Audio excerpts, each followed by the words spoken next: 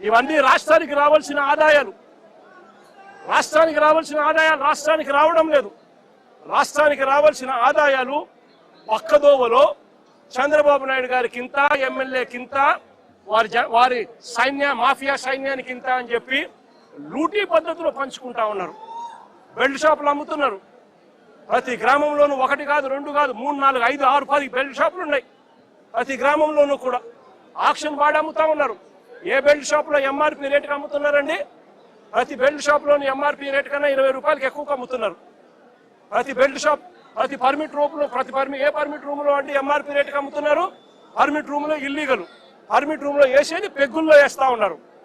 పెగ్గుల్లో వేసి ఏకంగా బాటిల్ పైన 30 రూపాయలు అధికంగా వసూలు చేస్తా ఉన్నారు. ఆ డబ్బులు గవర్నమెంట్కి రాకోకుండా వీళ్ళు జోబీలు లేకపోతా ఉంది.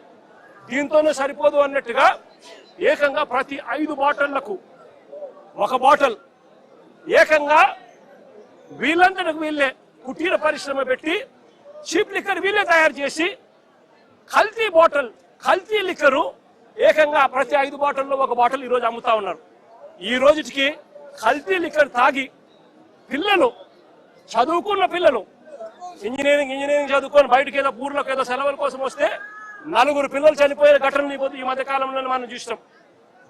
కల్తీ లిక్కర్ తాగి, వీళ్ళ షాపుల్లోనే వీళ్ళు తయారు చేసిన ఈ ఇల్లీగల్ కల్తీ లిక్కర్ తాగి ప్రతి 5 బాటిళ్లకు 1 బాటిల్ కల్తీ లిక్కర్ చేస్తా ఉన్నది ఎవరు అని అంటే సాక్ష్య ఆధారాలతో సహా వీళ్ళ మనుషులు దొరుకుతారు. ఆ కల్తీ మద్యం కుటీర పరిశ్రమతో ఎవరంటే దొరికింది? జయచంద్రారెడ్డి అని తంబలపల్లెలో చంద్రబాబు నాయుడు తరపున తెలుగుదేశం పార్టీకి కంటెస్ట్ చేసిన క్యాండిడేట్ ఆయన తయారు చేస్తూ ఏకంగా ఎక్సైజ్ డిపార్ట్మెంట్కు దొరికితే లావాదేవీల్లో వాళ్లకు ఎక్సైజ్ డిపార్ట్మెంట్కు మధ్య లావాదేవీల్లో తేడాలు వచ్చి ఆ ఘటన బయటపడి దొరికితే దాంట్లో తెలుగుదేశం పార్టీ హయాం రాక్షస పాలన జరుగుతూ ఉంది. 18 నెలలుగా చంద్రబాబు నాయుడు గారే పాలన చేస్తా ఉన్నాడు. ఇటువంటి రాక్షస పాలనలో ఎవడైనా మా పార్టీకి సంబంధించిన జోగి రమేష్ లాంటి వ్యక్తి ఎవరైనా వాళ్ళు లిక్కర్ నడుపుతారా? ఆలోచన చేయమని అడుగుతా ఉన్నాం. చంద్రబాబు నాయుడు గారు జోగి రమేష్ మీద కేసు పెడతాడు.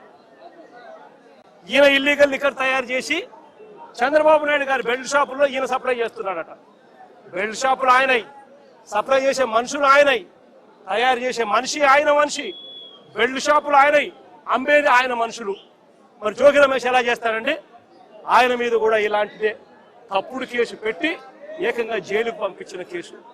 ఇలా ప్రతి ఒక్కరిని కూడా ఆయనే తప్పు చేస్తాడు, ఆయనే అబద్ధాలు ఆడతాడు, ఆయనే అన్యాయం చేస్తాడు.